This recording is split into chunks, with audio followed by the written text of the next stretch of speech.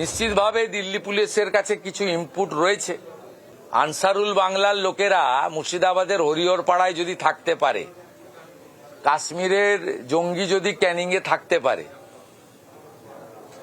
আর যদি সেই পিএফআই সিমিল লোকেদের সঙ্গে তৃণমূলের সম্পর্ক থাকতে পারে, সেক্ষেত্রে তারা খোঁজ খবর তল্লাশি তো রাখবে। দিল্লির মতো হাই প্রোফাইল জায়গায় জাতীয় সুরক্ষা সবচেয়ে আগে। আমার মনে হয় মুখ্যমন্ত্রীর এই উস্কানি না দিয়ে দিল্লি পুলিশকে সহযোগিতা করা উচিত।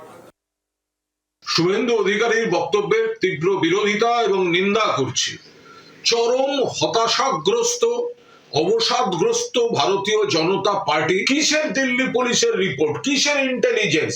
শুভেন্দু অধিকারী মাননীয় মুখ্যমন্ত্রী যখন বাংলার মানুষের ভোটের অধিকারকে অটুট রাখতে দিল্লিতে লড়াই করছেন এবং উদাহরণ হিসেবে সেই মুখগুলিকে, সেই পরিবারের প্রতিনিধিদের নিয়ে গেছেন, তখন তাদের নিম্ন রুচির আক্রমণ করছেন শুভেন্দু অধিকারী। বাংলার মানুষ এর কড়ায় গন্ডায় জবাব গণতান্ত্রিক ভাবে ভোটে দেবেন।